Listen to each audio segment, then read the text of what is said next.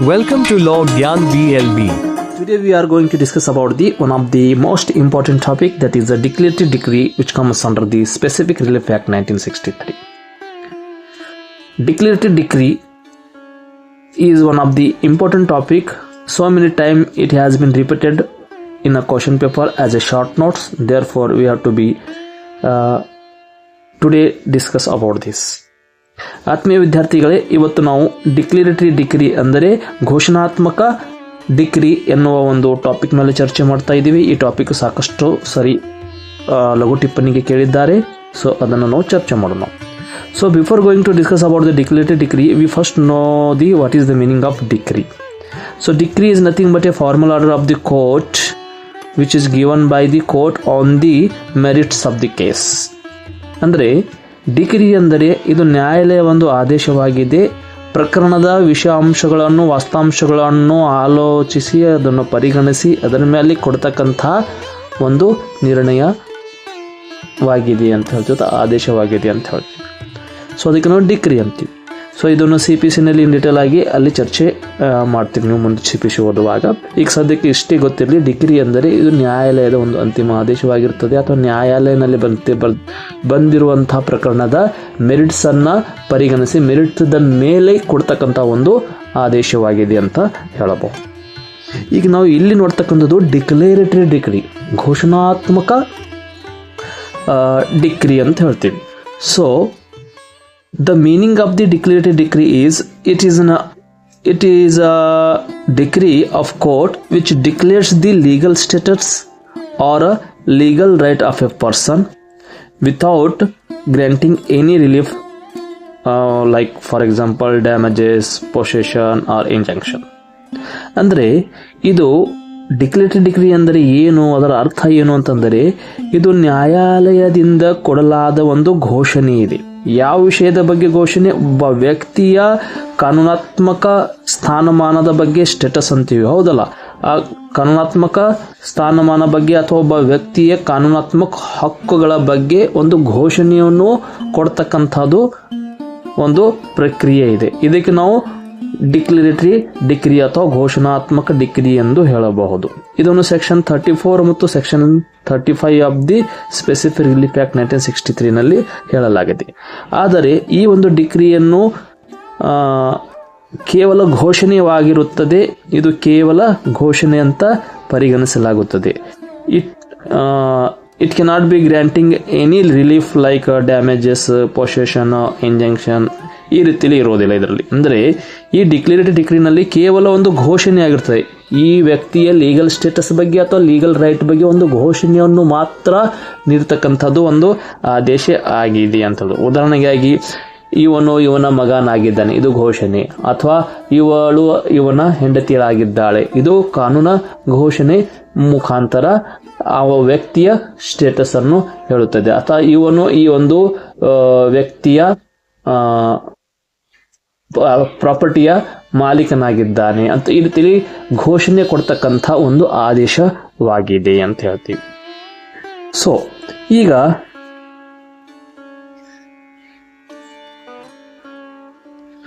ಸಾಮಾನ್ಯವಾಗಿ ಈ ಡಿಕ್ಲರೇಟರಿ ಡಿಕ್ರಿ ಪಡೆಯೋದ ಪ್ರಶ್ನೆ ಏಕೆ ಬರುತ್ತದೆ ಅನ್ನೋದು ನಾವು ನೋಡಬೇಕು. Why the need of that ಡಿಕ್ಲರೇಟರಿ decree? So in so many cases it happens when a person who wants to declare a decree, his right which is in doubtful, or we can say a cloud is cast down upon the title or legal character of the plaintiff. ಅಂದರೆ ಇಲ್ಲಿ ಒಬ್ಬ ಏನು ವಾದಿ ಅಥವಾ ಯಾರು ಡಿಕ್ಲರೇಟರಿ ಅಥವಾ ಘೋಷಣಾತ್ಮಕ ಡಿಕ್ರಿಯನ್ನು ಪಡೆಯೋದಕ್ಕೆ ನ್ಯಾಯಾಲಯಕ್ಕೆ ಹೋಗಿರ್ತಾನೆ, ಅವನಿಗೆ ನಾವು ಪ್ಲೇಂಟಿಫ್ ಅಂತೀವಿ. ಸೊ ಇಲ್ಲಿ ಪ್ಲೇಂಟಿಫ್ನ ಹಕ್ಕಿನ ಮೇಲೆ ಆಗಿರ್ಬೋದು ಅಥವಾ ಅವನ ಕಾನೂನಾತ್ಮಕ ಸ್ಟೇಟಸ್ ಮೇಲೆ ಆಗಿರೋದು ಅಥವಾ ಅವನ ಸ್ಥಾನಮಾನ ಅಂತ ಹೇಳ್ತೀವಲ್ಲ, ಅದರ ಮೇಲೆ ಒಂದು ರೀತಿಯಲ್ಲಿ ಏನಾಗಿರುತ್ತದೆ, ಡೌಟ್ಸ್ ಆಗಿರುತ್ತದೆ ಅಥವಾ ಒಂದು ರೀತಿಯಲ್ಲಿ ಕ್ಲೌಡ್ ಬಂದಿರುತ್ತದೆ ಅಂತ ಹೇಳ್ಬೋದು. ಅಥವಾ ಅವನು ಅದಕ್ಕೆ ನಿಜವಾದ ಮಾಲೀಕ ಅದನೋ ಇಲ್ಲ ಅನ್ನೋದು ಕ್ವಶನ್ ಬಂದಿರುತ್ತದೆ. ಅವನು ಅವನ ಮಗ ಇದಾನೋ ಅನ್ನೋದು ಪ್ರಶ್ನೆ ಬಂದಿರುತ್ತದೆ, ಅಥವಾ ಅವನು ಅವನ ಗಂಡ ಇದಾನೋ ಇಲ್ಲ ಅನ್ನೋದನ್ನು ಪ್ರಶ್ನೆ ಬರ್ತದೆ. ಅವಳು ಅವಳ ಹೆಂಡತಿ ಅದಾಳೋ ಇಲ್ಲ ಅಂತ ಅನ್ನೋದು ರೀತಿಯಲ್ಲಿ ಪ್ರಶ್ನೆ ಬಂದಿರುವಾಗ ಅಂಥ ಸಂದರ್ಭದಲ್ಲಿ ಅವನು ನ್ಯಾಯಾಲಯಕ್ಕೆ ಹೋಗಿ ಅದನ್ನು ಘೋಷಣೆ ಮಾಡಿ, ನಾನು ಅವನ ಮಗ ಇದ್ದೀನಿ, ಅಥವಾ ನಾನು ಅವನ ಗಂಡ ಇದ್ದೀನಿ, ಅಥವಾ ನಾನು ಅವನ ಹೆಂಡತಿ ಇದ್ದೀನಿ ಅಂತ ಈ ರೀತಿಯಲ್ಲಿ ಅವರು ನ್ಯಾಯಾಲಯ ಮುಖಾಂತರ ಒಂದು ಕಾನೂನಾತ್ಮಕ ಸ್ಥಾನಮಾನ ಕಾಪಾಡುವ ಅಥವಾ ಕಾನೂನಾತ್ಮಕ ಅವರಿಗಿರುವ ಹಕ್ಕುಗಳನ್ನು ಕಾಪಾಡುವುದಕ್ಕೋಸ್ಕರ ಈ ರೀತಿಯಲ್ಲಿ ನ್ಯಾಯಾಲಯಕ್ಕೆ ತಮ್ಮ ಅರ್ಜಿಯನ್ನು ಹಾಕುತ್ತಾರೆ. ಅಂದರೆ ಒಟ್ಟಾರೆ ಆ ಒಂದು ಸ್ಥಾನಮಾನದ ಮೇಲೆ ಏನಾದರೂ ಡೌಟ್ಸ್ ಬಂದರೆ ಆ ಡೌಟ್ಸನ್ನು ಕ್ಲಿಯರ್ ಮಾಡೋದಕ್ಕೋಸ್ಕರನೇ ಅವನು ನ್ಯಾಯಾಲಯಕ್ಕೆ ಹೋಗಿ ಆ ಸ್ಥಾನಮಾನವನ್ನು ಡಿಕ್ಲರೇಟರಿ ಮುಖಾಂತರ ಪಡೆಯುತ್ತಾನೆ ಅಂತ ಹೇಳಬಹುದು. ಸೊ ಇಲ್ಲಿ ಸೆಕ್ಷನ್ 34 ಏನು ಹೇಳುತ್ತಂತೆ ಅಂದರೆ, section 34 says that it lays down the circumstances under which a declaratory decree may be passed. So ಯಾವ ಸಂದರ್ಭಗಳಲ್ಲಿ ಈ ಡಿಕ್ಲರೇಟರಿ ಡಿಕ್ರಿಯನ್ನು ಪಾಸ್ ಮಾಡ್ತಾರೆ ಅನ್ನೋದನ್ನು ನೋಡಬೇಕಾದರೆ, first it is a discretionary power of the court. ಅಂದರೆ ಈ ಘೋಷಣಾತ್ಮಕ ಡಿಕ್ರಿ ಕೊಡಬೇಕೋ ಕೊಡಬಾರ್ದು ಅನ್ನೋದು ಸಂಪೂರ್ಣವಾಗಿ ನ್ಯಾಯಾಲಯದ ವಿವೇಚನೆಗೆ ಬಿಟ್ಟಿದ್ದು. ನ್ಯಾಯಾಲಯಕ್ಕೆ ಅನಿಸಿದರೆ ಅವರು ನೀಡಬಹುದು ಅಥವಾ ನಿರಾಕರಿಸಬಹುದು. You can not claim it as a right. ಇದು ನಿಮ್ಮ ಹಕ್ಕು ಅಲ್ಲ. ಹೀಗೆ ನಾವು ಕೆಲವು ನಮಗೆ ಕಾನೂನಾತ್ಮಕ ಹಕ್ಕಿದ್ದಾಗ ನಮಗೆ ಬೇಕೇ ಬೇಕು ಮ್ಯಾಂಡೇಟರಿ ಅಂತೇವಲ್ಲ, ಹಾಗೆ ಇದು ಸಿಗೋದಿಲ್ಲ. ಇದು totally discretionary power of the court ಅಂತ ಹೇಳ್ತಾರೆ. ಸೊ ಹಾಗಾಗಿ ಅದು ನ್ಯಾಯಾಲಯಕ್ಕೆ ಅನಿಸಿದರೆ ಮಾತ್ರ ನೀಡಬಹುದು ಅಂತ. So here a person entitle to any right or any legal status.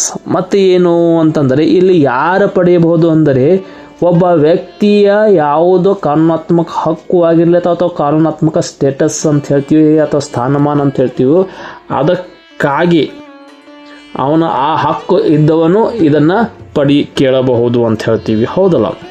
So ಇದರಲ್ಲಿ ವಿಶೇಷವಾಗಿ ಒಂದು ವಿಷಯ ಗಮನಕ್ಕೆ ತಗೋಬೇಕು ಏನಂತಂದರೆ, no declaration if the plaintiff being able to seek further relief. ಅಂದರೆ ಪ್ಲೇಂಟಿಫ್ಗೆ ಇನ್ನಿತರ ಪರಿಹಾರಗಳನ್ನು ಅವೈಲೇಬಲ್ ಇದ್ದ ಸಂದರ್ಭದಲ್ಲಿ ಅವನು ಈ ಡಿಕ್ಲರೇಟರಿ ರಿಲೀಫ್ ಪಡೆಯೋಕ್ಕೆ ಬರೋದಿಲ್ಲ. ಅಂದರೆ ಈಗ ವಾದಿಗೆ ಎರಡು ಬೇರೆ ತರಹದ ಈ ಪರಿಹಾರಗಳು ಅವೈಲೇಬಲ್ ಅದಾವ ಅಥವಾ ಆ ಪರಿಹಾರವು ಸಿಗ್ತಾ ಇದಾವ ಅಂದಾಗ ಅದನ್ನು ಬಿಟ್ಟು ನೀವು ನೇರವಾಗಿ ಡಿಕ್ಲರೇಟರಿ ಅಥವಾ ಘೋಷಣಾತ್ಮಕ ಡಿಕ್ರಿಗೆ ನ್ಯಾಯಾಲಯಕ್ಕೆ ಬರ್ಲಿಕ್ಕೆ ಅವಕಾಶ ಇಲ್ಲ ಅನ್ನೋದನ್ನು ಇಲ್ಲಿ ನೋಡಬಹುದು. ಸೊ ಇದು ಇನ್ ಜನರಲ್ ಆಗಿ ಡಿಕ್ಲರೇಟರಿ ಡಿಕ್ರಿ ಎಂದರೆ ಏನು ನಾವು ಇಲ್ಲಿ ನೋಡಿದ್ದೀವಿ. ಸೊ ಈಗ as we know section 34 and 35 of the SRA Act 1963 speaks about the declaratory decree. Just we have discussed the meaning. The meaning of the declaratory decree is it is a declaratory decree is a decree of the court which declares the legal status or a legal right of a person without granting any further relief like damages, possession or injunction. Already we have discussed this. Now what is the object of this? ಏನು ಇದರ ಉದ್ದೇಶ ಏನು? The object of the declaratory decree is to prevent future litigation by removing the existing cause of the controversy. In other words, if a cloud is cast upon the title or a legal character of the plaintiff, he is entitled to seek the aid of the court to dispel it. ಅಂದರೆ ಉದ್ದೇಶ ಏನು ಅಂತಂದರೆ, ಇಲ್ಲಿ ಸರಳವಾಗಿ ಉದ್ದೇಶ ಇದೆ. So ಈ ಒಂದು ಡಿಕ್ಲರೇಟರಿ ಡಿಕ್ರಿ ಮುಖಾಂತರ ನಾವು ಏನು ಮಾಡಬಹುದು ಅಂದರೆ, ಮುಂದೆ ಭವಿಷ್ಯದಲ್ಲಿ ಆಗ್ತಕ್ಕಂಥ ಲಿಟಿಗೇಷನ್ಸನ್ನು ಪ್ರಿವೆಂಟ್ ಮಾಡಬಹುದು. ಅಂದರೆ ಇವೆಲ್ಲ ಪ್ರಕರಣಗಳು ಅಥವಾ ಸಮಸ್ಯೆಗಳು ಅಥವಾ ವ್ಯಾಜ್ಯಗಳನ್ನು ಉದ್ಭವಿಸ್ತಾವಲ್ಲ, ಆ ಭವಿಷ್ಯದಲ್ಲಿ ಉದ್ಭವಿಸುವ ವ್ಯಾಜ್ಯಗಳನ್ನು ಇಲ್ಲಿ ತಡೆಯುವುದು ಇದರ ಪ್ರಮುಖವಾಗಿ ಉದ್ದೇಶವಾಗಿದೆ ಅಂತ ಹೇಳ್ತೀವಿ. ಹೇಗೆ? By removing the existing cause of the controversy. ಯಾವ ವಿಷಯದ ಮೇಲೆ ಕಾಂಟ್ರವರ್ಸಿ ಇದೆ, ಯಾವ ವಿಷಯ ಮೇಲೆ ವಿರೋಧಾಭಾಸ ಇದೆ, ಒಬ್ಬನಂತನ ಇವನು ನನ್ನ ಮಗ ಅಂತ ಹೇಳ್ತಾನೆ, ಅವನು ಮಗ ಇಲ್ಲ ಅಂತ ಹೇಳ್ತಾನೆ. ಸೊ ಆವಾಗ ಅವನು ಈ ಕಾಂಟ್ರವರ್ಸಿ ಆಯ್ತಲ್ಲ, ಈ ಕಾಂಟ್ರವರ್ಸಿಯನ್ನು ರಿಮೂವ್ ಮಾಡೋದಕ್ಕೋಸ್ಕರನೇ ಈ ಡಿಕ್ಲರೇಟರಿ ಡಿಕ್ರಿದ ಒಂದು ವ್ಯವಸ್ಥೆ ಮಾಡಲಾಗಿದೆ ಅಂತ ನಾವು ಹೇಳಬಹುದು. ಹೀಗೆ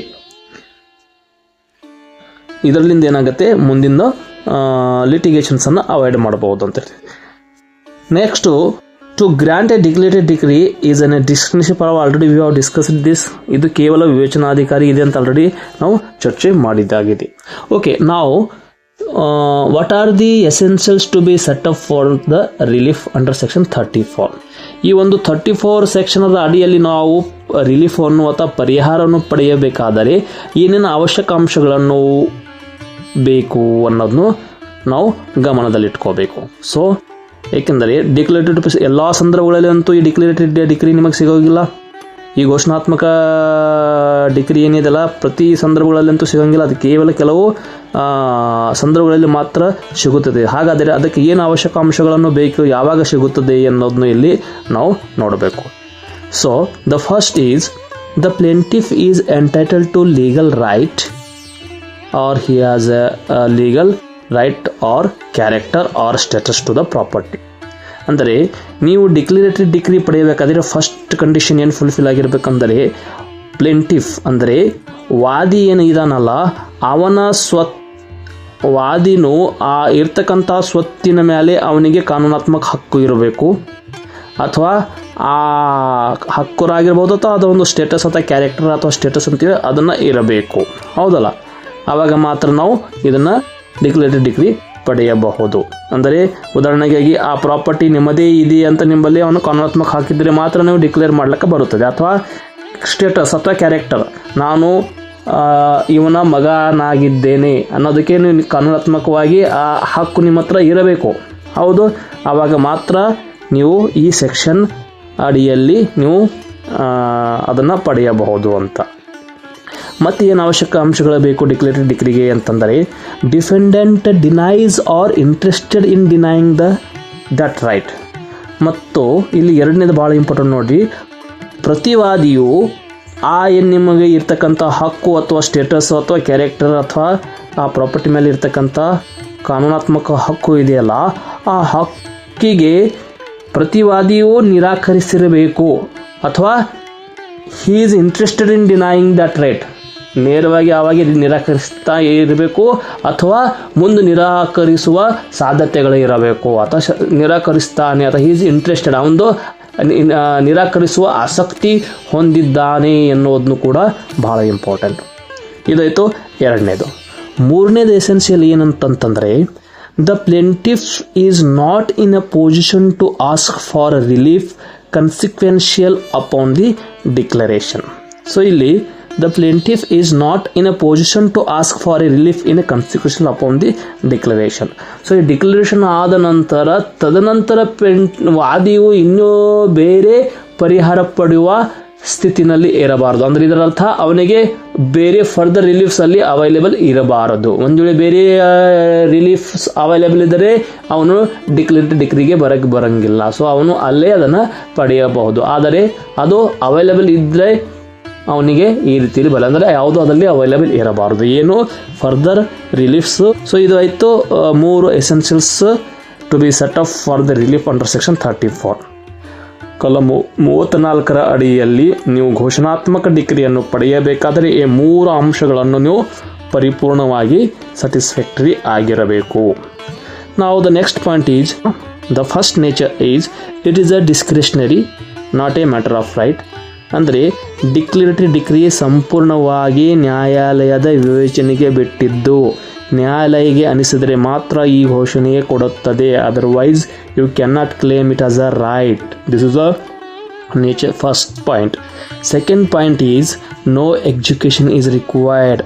ಡಿಕ್ಲರೇಟರಿ ಡಿಗ್ರಿಯ ಎಕ್ಸಿಕ್ಯೂಷನ್ ಮಾಡೋಕ್ಕೆ ಬರೋದಿಲ್ಲ. Declaratory decree can not be executed, ಅಂದರೆ ಇದು ಅಮಲ್ ಜಾರಿ ಮಾಡೋದಕ್ಕೆ ಬರೋದಿಲ್ಲ. ಇದು ಕೇವಲ ಒಂದು ಘೋಷಣೆ, ನೀವು ಅವರ ಮಗ ಆಗಿದ್ದೀರಿ ಅಂತ ಘೋಷಣೆ ಮಾಡುತ್ತದೆ ಹೊರತಾಗಿ ಅದನ್ನು ನೀವು ಜಾರಿಯಲ್ಲಿ ತರೋದಕ್ಕೆ ಬರೋದಿಲ್ಲ. ಅದರ ಮೇಲೆ ನೀವು ಅದನ್ನು ನೀವು ಎಕ್ಸಿಕ್ಯೂಟ್ ಮಾಡೋಕ್ಕೆ ಬರೋದಿಲ್ಲ. That's why it is not education, no education is required in declarative decree, we can say. Third one is it only declares a right, does not enforce them. Same thing here, it only declares the rights. ಇದು ಕೇವಲ ನಿಮ್ಮ ಹಕ್ಕು declare ಮಾಡುತ್ತೆ. ಉದಾಹರಣೆಗಾಗಿ ಈಗ ನೀವು ಏನು declare ಮಾಡ್ತಾ ಈ ಪ್ರಾಪರ್ಟಿಗೆ ನನಗೆ ಹಕ್ಕು ಇದೆ ಅಂತ ನೀವು ಅಥವಾ ಇದು ಈ ಮನೆಯನ್ನು ನನ್ನದು ಅಂತ ನಿಮಗೆ ಘೋಷಣೆ ಮಾಡೋದಿತ್ತಂದರೆ ಘೋಷಣೆ ಮಾಡುತ್ತೆ ಹೊರತಾಗಿ it does not enforce them, ಅದನ್ನು ಎನ್ಫೋರ್ಸ್ ಮಾಡೋದಿಲ್ಲ. ಹೌದಲ್ಲ? ಎಸ್, ಇವನ ಮಗನಾಗಿದ್ದಾನೆ ಅಷ್ಟೇ ಅದನ್ನು ಈ ಡಿಕ್ಲೇಟೆಡ್ ಡಿಕ್ರಿ ಹೇಳುತ್ತದೆ. ಅದನ್ನು ಎನ್ಫೋರ್ಸ್ ಮಾಡೋದ ಅಲ್ಲಿ ಹೇಳುವುದಿಲ್ಲ ಅಂತ ಹೇಳುತ್ತೇವೆ. And another is it is a right in personam. Very important. Declaratory decree is a right in personam. Right in personam ಅಂದರೆ ಇದು right against a person, not against whole world.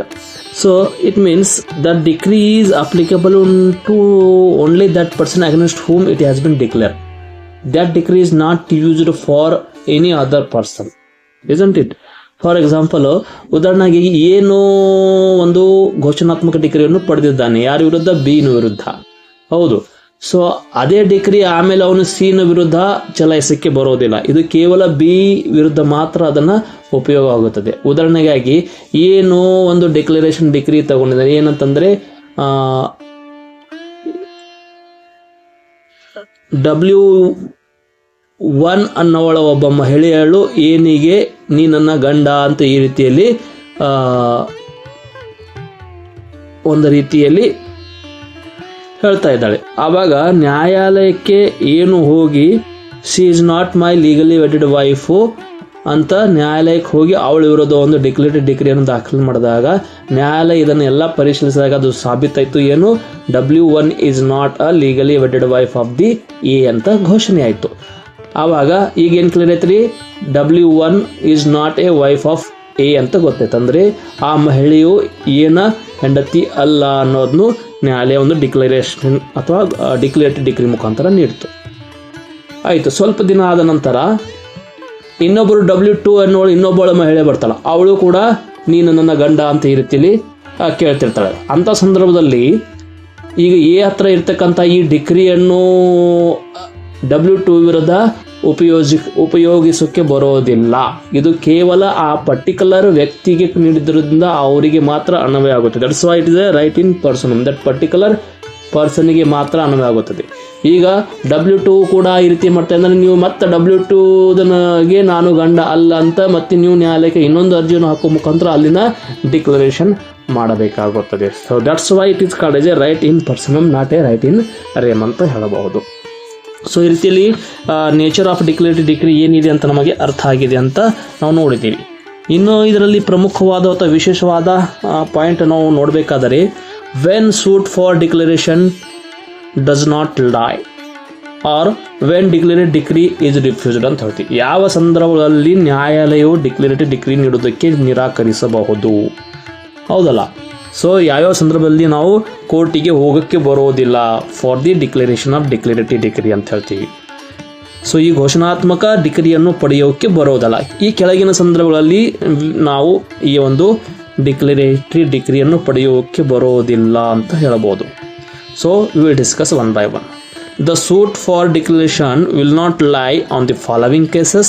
The first one, when the plaintiff omits the consequential or further relief.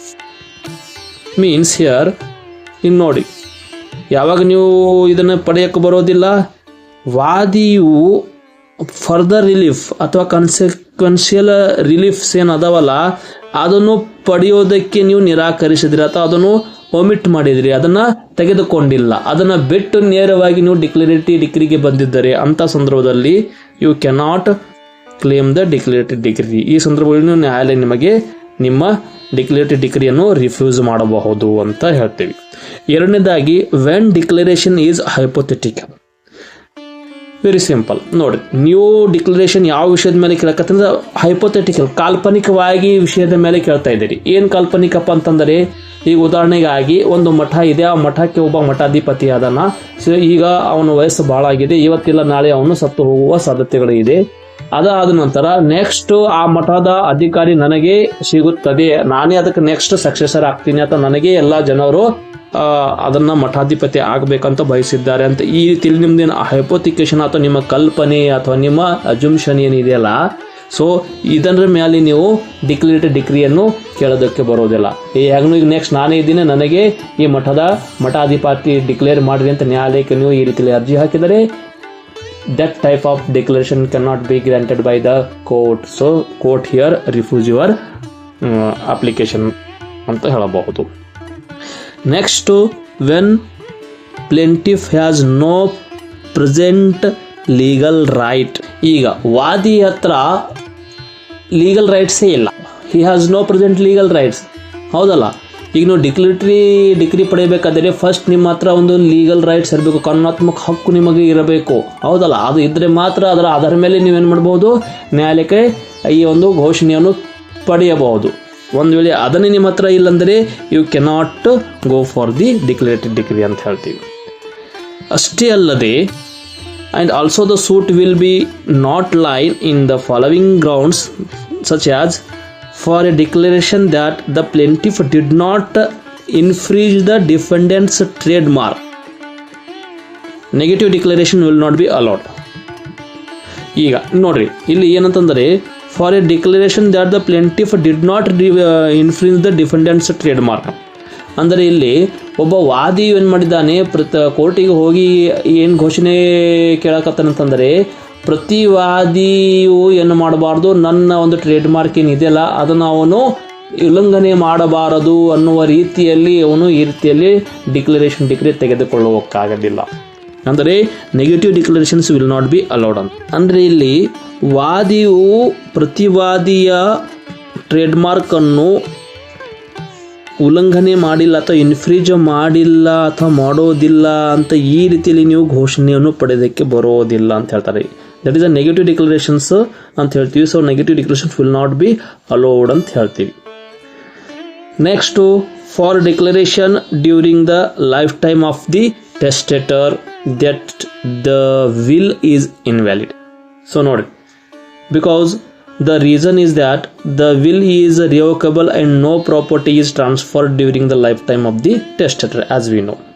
So ಒಂದು ವೇಳೆ for a declaration during the lifetime of the testator, ಈಗ testator ಅಂದರೆ ಯಾರು will ಅನ್ನು ಬರೆದಿರುತ್ತಾನೆ ಅವರಿಗೆ ನಾವು testator ಅಂತ ಹೇಳ್ತೀವಿ. ಇಲ್ಲಿ ಇನ್ನೂ ಟೆಸ್ಟೇಟರ್ ಜೀವಂತವಾಗಿ ಇದ್ದಾನೆ, ಅವನು ಜೀವಂತವಾಗುವ ಸಂದರ್ಭದಲ್ಲಿ ನೀವು ಕೋರ್ಟಿಗೆ ಹೋಗಿ ಏನು ಮಾಡಕತ್ತೀರಿ, ಇವನು ಬರೆದಂತಹ ವಿಲ್ ಏನಿದೆ ಅದು ಇನ್ವ್ಯಾಲಿಡ್ ಇದೆ ಅಂತ ಘೋಷಣೆ ಮಾಡಿರಿ ಅಥವಾ ಡಿಕ್ಲೇರ್ ಮಾಡಿರಿ ಅಂತ ನ್ಯಾಯಾಲಯಕ್ಕೆ ಹೋಗ್ತಾ ಇದ್ದೀರಿ. ಸೊ ಅಂಥ ಸಂದರ್ಭದಲ್ಲಿ ಕೂಡ ನ್ಯಾಯಾಲಯ ನಿಮಗೆ ಡಿಕ್ಲರೇಟರಿ ಡಿಗ್ರಿ ಕೊಡೋಂಗಿಲ್ಲ. Because the reason is that the will is revocable. ಅವನು ಜೀವಂತವಾಗಿರೋವರಿಗೆ ಅವನು ಎಷ್ಟೋ ಸರ್ತಿ ಅದನ್ನು ತಿದ್ದುಪಡಿ ಮಾಡ್ಬೋದು, ಚೇಂಜ್ ಮಾಡ್ಬೋದು, ಕ್ಯಾನ್ಸಲ್ ಮಾಡ್ಬೋದು. ಯಾರು ವಿಲ್ ಬರೆದಾರ ಅವನು ಸಾಯುವವರೆಗೂ ಅವನು 10 ಸರ್ತಿ ವಿಲ್ ಬರೆದು 10 ಸರ್ತಿ ಹರಿದು ಹಾಕಬಹುದು.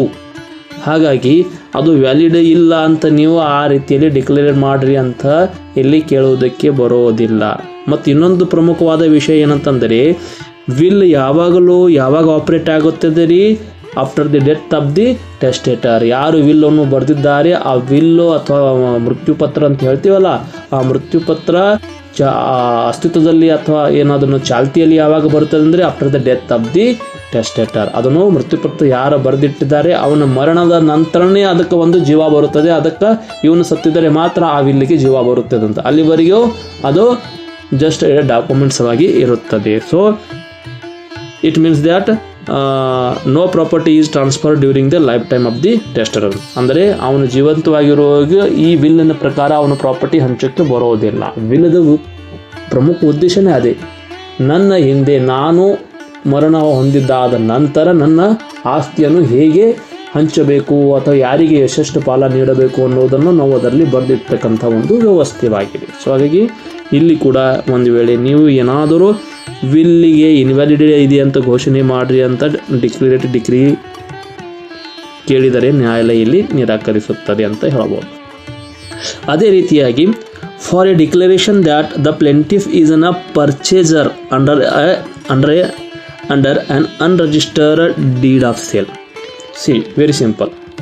ಈಗ ವಾದಿ ಏನು ಘೋಷಣೆ ಕೇಳ್ತಾ ಇದ್ದಾನೆ ನ್ಯಾಯಾಲಯ ಕಡೆ ಅಂತಂದರೆ, ಅವನು ಏನು ಸೇಲ್ ಡೀಡ್ ಏನು ಮಾಡ್ಕೊಂಡಿದ್ದಾನಲ್ಲ ಅದನ್ನು ಅನ್ರಿಜಿಸ್ಟರ್ ಇದೆ. ಸೊ ಅದರ ಆಧಾರ ಮೇಲೆ ನೀವು ನ್ಯಾಯಾಲಯಕ್ಕೆ ಹೋಗಿ ಅದನ್ನು ಘೋಷಣೆ ಮಾಡ್ರಿ ಅಂತ ಕೇಳಕ್ಕೆ ಬರೋದಿಲ್ಲ, because it is unregister. C, for a declaration that the plaintiff is a purchaser under an unregistered deed of sale. ವಾದಿಯು ಅದನ್ನು ಅನ್ರಿಜಿಸ್ಟರ್ಡ್ ಡಾಕ್ಯುಮೆಂಟ್ಸ್ ಮುಖಾಂತರ ಸೇಲ್ ಮಾಡ್ಕೊಂಡಿದ್ದಾರೆ, ಅದನ್ನು ಊರ್ಜಿತವಾಗಿ ಇದೆ ಅಂತ ಘೋಷಣೆ ಮಾಡಿ ಅಂದರೆ ಹೆಂಗಾಗತ್ತೆ? ಆಗೋದಿಲ್ಲ. Because you are breaching one of the basic point of the sale deed. ಹೌದಲ್ಲ, ಸೇಲ್ ಡೀಡನ್ನು ಕಡ್ಡಾಯವಾಗಿ ರಿಜಿಸ್ಟರ್ ಆಗಲೇಬೇಕು ಅಲ್ಲ. ಆದ ನಂತರ ರಿಜಿಸ್ಟ್ರೇಷನ್ ಆದ ನಂತರ ಆ ಹಕ್ಕುವನ್ನು ವಾದಿಯಿಂದ ಪ್ರತಿವಾದಿಯ ಕಡೆ ಹೋಗುತ್ತದೆ ಅಥವಾ ಪರ್ಚೇಸರ್ಗೆ ಬರುತ್ತದೆ, ಬೈ ಸೆಲ್ಲರ್ಲಿಂದ ಪರ್ಚೇಸರ್ಗೆ ಬರುತ್ತದೆ. ಸೊ ನೀವು ಎಲ್ಲ ಡಾಕ್ಯುಮೆಂಟ್ಸ್ ಕರೆಕ್ಟ್ ಮಾಡಿದರೂ ಸಹ ಅದನ್ನು ನೋಂದಣಿ ಮಾಡಿಲ್ಲ ಅಂದರೆ ಹಕ್ಕು ವರ್ಗಾವಣೆ ಆಗ್ತದೆ ರೀ. ನೀವು ಬರೀ ಕೋರ್ಟ್ನಲ್ಲಿ ಹೋಗಿ ಎಲ್ಲ ಸೇಲ್ ಡೀಡ್ ಭಾಳ ಚೆನ್ನಾಗಿ ಬರ್ದಿರಿ, ಒಂದು ಪಾಯಿಂಟ್ಸನ್ನು ಮಿಸ್ ಮಾಡದೇ ಬರ್ದಿರಿ, ಬಟ್ ಅದನ್ನು ನೋಂದಣಿ ಮಾಡಿಲ್ಲ. ತಹಸೀಲ್ ಆಫೀಸ್ನಾಗ ಹೋಗಿ ನೋಂದಣಿ ಮಾಡಿ ಆ ಹಕ್ಕು ಬದಲಾವಣೆ ಆಗಬೇಕಲ್ಲ. ಅಲ್ಲಿ ನೋಂದಣಿ ಮಾಡಿದರೆ ಮಾತ್ರ ಅವರ ಹಕ್ಕು, ಸೇಲರ್ ಹಕ್ಕು ಪರ್ಚೇಸರ್ಗೆ ವರ್ಗಾವಣೆ ಆಗುತ್ತದೆ. ಸೊ ನೀವು ಅದನ್ನು ಮಾಡಿಲ್ಲ, ಹಾಗೆ ಇಟ್ಕೊಂಡ್ರೆ ಅದನ್ನು ಆಧಾರವಾಗಿ ಇಟ್ಕೊಂಡು ನೀವು ನನಗೆ ಈ ಪ್ರಾಪರ್ಟಿಯ ಮಾಲೀಕ ಅಂತ ಘೋಷಣೆ ಮಾಡಿರಿ ಅಂದರೆ ನ್ಯಾಯಾಲಯ ಮಾಡುವುದಿಲ್ಲ. So this is one of the reason we can say. Next one is no declaration suit lies to set aside a succession certificate granted under the Succession Act 1860. ಅಂದರೆ ಉತ್ತರಾಧಿಕಾರ ಪತ್ರ ಪ್ರಮಾಣ ಪತ್ರ ಏನು ನೀಡಿರ್ತಾರೆ, ಈ ಒಂದು ಉತ್ತರಾಧಿಕಾರ ಅಧಿನಿಯಮ 1860 ಅಡಿಯಲ್ಲಿ ನೀಡಿರುವ ಅವನು ಉತ್ತರಾಧಿಕಾರಿಯ ಪ್ರಮಾಣ ಪತ್ರ ಏನು ಕೊಟ್ಟಿದ್ದಾರಲ್ಲ, ಸೊ ಅದಕ್ಕೆ ಸೆಟ್ ಅಸೈಡ್ ಮಾಡಿ ಅಂತ ನೀವು ನ್ಯಾಯಾಲಯಕ್ಕೆ ಡಿಕ್ಲರೇಟರಿ ಡಿಕ್ಲರೇಷನ್ ಮುಖಾಂತರ ಪಡೆಯೋಕ್ಕೆ ಬರೋದಿಲ್ಲ ಅಂತ ಹೇಳ್ತಾರೆ. Next, no one can ask for a declaration of a non existent right as of succession, that is the chance or possibility of acquiring a right in the future. Very simple. ನೋಡಿ, no one can ask for the declarations of a non-existent rights. ಆ ಹಕ್ಕು ಇನ್ನೂ ಅಸ್ತಿತ್ವದಲ್ಲೇ ಇಲ್ಲ ಅಂತ ಹಕ್ಕುಗಳಿಗಾಗಿ ನನಗೆ ಅದನ್ನು ಡಿಕ್ಲರೇಟರಿ decree ಕೊಡ್ರಿ ಅಂದರೆ ಕೊಡಂಗಿಲ್ಲ. ವಿಚ್ ಮೇ ಪಾಸಿಬಿಲಿಟಿ ಇದೆ, ನಿಮಗೆ ಬರುವ ಪಾಸಿಬಿಲಿಟಿ ಇದೆ, ನಾಳೆ ಆ ಹಕ್ಕು ನನಗೆ ಬರಬಹುದು ಅಥವಾ ಚಾನ್ಸ್ ಇದೆ ಅಂತ ಹೇಳ್ತೀವಲ್ಲ. ಸಾಮಾನ್ಯವಾಗಿ ಸಕ್ಸೆಷನ್ನಲ್ಲಿ ಆ ರೀತಿ ಆಗುತ್ತದೆ. ಒಂದು ವೇಳೆ ಅವರು ಸತ್ತು ಹೋದಿದ್ರೆ, ಈಗ ಲೀಗಲ್ ಸಕ್ಸೆಷನ್ ಆ್ಯಕ್ಟ್ ನೋಡ್ತೀವಲ್ಲ, ಲಿಸ್ಟ್ ಇದೆಯಲ್ಲ, ಸೊ ಆ ಲಿಸ್ಟ್ ಫಸ್ಟ್ ಲಿಸ್ಟ್ನಲ್ಲಿ ಇರಲಿಲ್ಲ ಅಂದರೆ ಸೆಕೆಂಡ್ ಕೊಡಬೇಕು, ಸೆಕೆಂಡ್ ಇಲ್ಲ ಥರ್ಡ್ ಕೊಡಬೇಕು. ಹೀಗೆ ನೀವು ಊಹೆ ಮಾಡಿ ಆ ಫಸ್ಟ್ ಲಿಸ್ಟ್ನಲ್ಲಿ ಒಂದು ವೇಳೆ ಎಲ್ಲರೂ ಆಕ್ಸಿಡೆಂಟ್ ಆಗಿ ಸತ್ತು ಹೋದರೆ 100% ನೆಕ್ಸ್ಟ್ ಲಿಸ್ಟ್ನಲ್ಲಿ ನನಗೆ ಬರ್ತದಂತ ಈ ಏನು ಪಾಸಿಬಿಲಿಟಿ ಅದ ಚಾನ್ಸ್ ಅದಲ್ಲ, ಅದರ ಮೇಲೆ ನೀವು ಕೋರ್ಟಿಗೆ ಹೋಗಿ ಡಿಕ್ರಿ ತೆಗೆಯಕ್ಕೆ ಬರ್ತದ್ರಿ? ಬರಂಗಿಲ್ಲ. ಯಾಕೆ ಬರಂಗಿಲ್ಲ ಅಂತಂದರೆ that is a chance or possibility. ಹೌದು, ಅದು ನಿಮಗೇ ಬರೋದು ಖಚಿತವಾಗಿದಿಲ್ಲ. ಯಾಕಂದರೆ ಡಿಕ್ಲರೇಟರಿ ಡಿಕ್ರಿ ಪಡಿಬೇಕಾದರೆ ಫಸ್ಟ್ ನಿಮ್ಮಲ್ಲಿ ಲೀಗಲ್ ರೈಟ್ ಎಕ್ಸಿಸ್ಟೆನ್ಸ್ನಲ್ಲಿ ಇರಬೇಕು, ಅಸ್ತಿತ್ವದಲ್ಲಿ ಇರಬೇಕು. ಸೊ ಕೇವಲ ಚಾನ್ಸು, ಪಾಸಿಬಿಲಿಟಿ, ಸಾಧ್ಯತೆಗಳು ಅದಾವಂತ ಆಧಾರ ಮೇಲೆ ನೀವು ಈ ರೀತಿಯಲ್ಲಿ ಡಿಕ್ಲರೇಟರಿ ಡಿಕ್ರಿ ಪಡೆಯೋದಕ್ಕೆ ಬರೋದಿಲ್ಲ.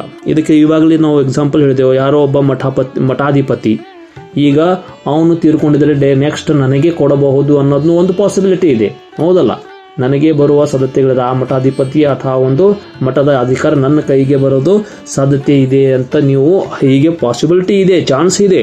ಅದರ ಆಧಾರ ಮೇಲೆ ನೀವು ಕೋರ್ಟಿಗೆ ಹೋಗಿ ನನಗೆ ಡಿಕ್ಲೇರ್ ಮಾಡಿರಿ ಅಂತ ಕೇಳಕ್ಕೆ ಬರ್ತದ್ರಿ? ಬರಂಗಿಲ್ಲ. ಇದು ಇಂಪಾಸಿಬಲ್. ಬಿಕಾಸ್ ಅದನ್ನು ಬರಬಹುದು ಅಥವಾ ಬರದೇ ಇರಬಹುದು, ನಿಮಗೆ ಮಾಡಬಹುದು ಅಥವಾ ಮಾಡದೇ ಇರಬಹುದು. It is a chance or possibility ಇದೆ ಅಷ್ಟೇ ಹೊರತಾಗಿ ಲೀಗಲ್ ರೈಟ್ ನಿಮ್ಮ ಹತ್ರ ಎಕ್ಸಿಸ್ಟೆನ್ಸ್ ಇಲ್ಲ.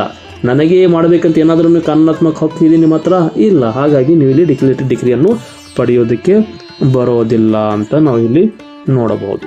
ಸೊ ಈ ರೀತಿಯಲ್ಲಿ ಡಿಕ್ಲರೇಟರಿ ಡಿಕ್ರಿ ಅಂದರೆ ಏನು, ಅದನ್ನು ಹೇಗೆ ಇರುತ್ತದೆ, ಯಾರು ಪಡೆಯಬಹುದು, ಪಡೆಯಬೇಕಾದರೆ ಅವನ ಹತ್ರ ಏನು ಬೇಕು, ಯಾವ ಗ್ರೌಂಡ್ಸ್ ಮೇಲೆ ಪಡೆಯಬಹುದು ಮತ್ತು ಅದಕ್ಕೆ ಇರ್ತಕ್ಕಂತಹ ಸ್ವರೂಪಗಳು, ಅವಶ್ಯಕ ಅಂಶಗಳು ಮತ್ತು ಯಾವ್ಯಾವ ಸಂದರ್ಭದಲ್ಲಿ ನ್ಯಾಯಾಲಯ ಇದನ್ನು ನಿರಾಕರಿಸಬಹುದು ಅನ್ನೋದನ್ನು ಇಲ್ಲಿ ನಾವು ಇಲ್ಲಿವರೆಗೆ ಚರ್ಚೆ ಮಾಡಿದ್ದೀವಿ. ಸೊ ಎಕ್ಸಾಮ್ನಲ್ಲಿ ಕೂಡ ನಿಮಗೆ ಶಾರ್ಟ್ ನೋಟ್ಸ್ ನೀಡಿದಾಗ ಅಟ್ಲೀಸ್ಟ್ ಇವು ಮೇನ್ ಪಾಯಿಂಟ್ಸ್ಗಳನ್ನು ನೀವು ಹೈಲೈಟ್ ಮಾಡಿ ಇದನ್ನು ಬರೆಯಬೇಕು. ಬರೆದಿದ್ದರೆ ನಿಮಗೆ ಒಳ್ಳೆಯ ಮಾರ್ಕ್ಸು ಸಿಗುತ್ತದೆ ಅಂತ ಹೇಳ್ಬೋದು. ಸೊ ಇವತ್ತಿಗೆ ಇಷ್ಟೇ. ಈ ಥರದ ವಿಡಿಯೋಗಾಗಿ ಮತ್ತು ನಮ್ಮ ಚಾನೆಲನ್ನು ಲೈಕ್ ಮಾಡಿ, ಶೇರ್ ಮಾಡಿ, ಸಬ್ಸ್ಕ್ರೈಬ್ ಮಾಡಿ. ಹಾಗೆ ಮತ್ತು ಈ ಥರದ ಯಾವ ವಿಷಯದ ಮೇಲೆ ನಿಮಗೆ ವಿಡಿಯೋ ಬೇಕು ಎಂದು ಅನಿಸಿದಾಗ ದಯವಿಟ್ಟು ಕಾಮೆಂಟ್ನಲ್ಲಿ ನಿಮ್ಮ ಸಬ್ಜೆಕ್ಟ್ ಟಾಪಿಕ್ಕನ್ನು ಮೆನ್ಷನ್ ಮಾಡಿ. Thank you very much.